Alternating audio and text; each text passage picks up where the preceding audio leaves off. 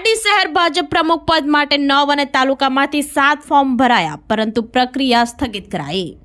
પારડી શહેરમાં જયસિંહ ભરવાડ, જુબિન દેસાઈ, ધર્મેશ માલી, જ્યારે તાલુકામાં પુનિત પટેલ, ધ્રુવીન પટેલ, દીક્ષાંત પટેલનું નામ હોટ ફેવરિટ રહ્યાનું ચર્ચામાં। કેન્દ્રીય ભાજપ દ્વારા 3-4 દિવસ આ પ્રક્રિયા સ્થગિત કરાઈ। 25 ડિસેમ્બર સુધી પ્રમુખો નક્કી કરાશે હોવાનું જણાવતા પ્રદેશ ચૂંટણી અધિકારી ઉદય કાનગડ। ગુજરાત પ્રદેશ ભાજપે શહેર અને તાલુકાના પ્રમુખ સહિત હોદ્દેદારોની વરણી માટે નિયમો જાહેર કરતા શહેર અને તાલુકા પ્રમુખની ઉંમર 40 થી 45 વર્ષની વચ્ચે હોવી જોઈએ, જે ઉમેદવારી પત્ર નોંધાવનારાએ 7 અને 8 ડિસેમ્બરના રોજ ઉમેદવારી પત્ર પ્રમુખ પદ માટે ભર્યું હતું।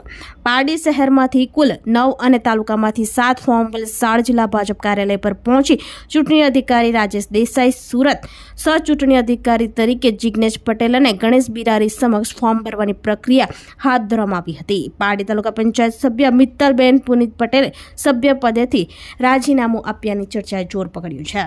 પારડી શહેરમાંથી પ્રમુખ પદ માટે કુલ 9 ફોર્મ, જેમાં જયસિંહ ભરવાડ, જુબિન દેસાઈ, 40 ભંડારી, જિગ્નેશ રાણા, વિપુલ પટેલ, સહીન પટેલ, અશોક પ્રજાપતિ, ચેતન ભંડારી, ધર્મેશ માલી સહિતનો સમાવેશ થાય છે।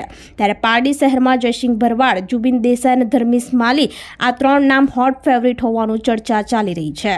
જ્યારે પારડી તાલુકામાંથી પ્રમુખ પદ માટે 7 ઉમેદવારોની દાવેદારી નોંધાવી, જેમાં સુખેશ ગામના સરપંચ પુનિત પટેલ, કોટલાવથી ધ્રુવીન પટેલ, મોતીવાડાથી દેગીસ આહિર, ડુંગરી ગામના સરપંચ રવિન્દ્રભાઈ પટેલ, પરિયાના દીક્ષાંત પટેલ, સોંડલવાડાના હેવન પટેલ અને બાલદાના મિતેશ પટેલે દાવેદારી નોંધાવી છે।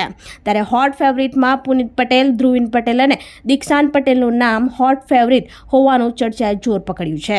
ત્યારે પારડી તાલુકા પંચાયત સભ્ય મિત્તલબેન પુનિતભાઈ પટેલે સભ્ય પદેથી રાજીનામું આપ્યાની ચર્ચાએ જોર પકડ્યું હતું।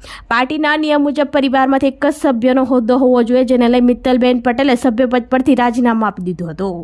પ્રદેશ ચૂંટણી અધિકારી ઉદય કાનગડે જણાવ્યું હતું કે સંગઠન પર્વ ચાલી રહ્યું છે, જેમાં સમગ્ર ગુજરાતમાં 580 મંડળમાં 7 અને 8 ડિસેમ્બરે પ્રમુખ પદ માટે ઉમેદવારી પત્રકની પ્રક્રિયા શાંતિપૂર્ણ માહોલમાં પૂર્ણ થઈ હતી, પરંતુ 9 થી 13 ડિસેમ્બર દરેક જિલ્લાના ચૂંટણી અધિકારી, સહ ચૂંટણી અધિકારી બૂથના કાર્યકર્તાઓ સાથે ચર્ચા વિચારણા કરી અભિપ્રાય લેવાના હતા, પરંતુ કેન્દ્ર ભાજપ દ્વારા પ્રક્રિયા સ્થગિત કરવામાં આવી। 3-4 દિવસ બાદ ફરી પ્રક્રિયા હાથ ધરવામાં આવશે અને 25 ડિસેમ્બર સુધીમાં પ્રમુખો નક્કી કરવામાં આવશે હોવાનું જણાવ્યું હતું।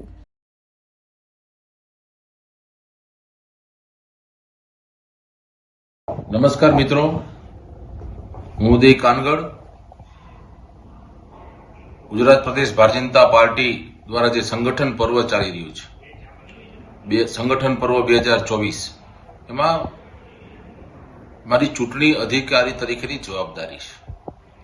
ખાસ કરીને બૂથ સમિતિનું ગઠન પૂર્ણ થઈ ચૂક્યું છે। હવે મંડળ સમિતિના ગઠનની પ્રક્રિયા ચાલી રહી છે।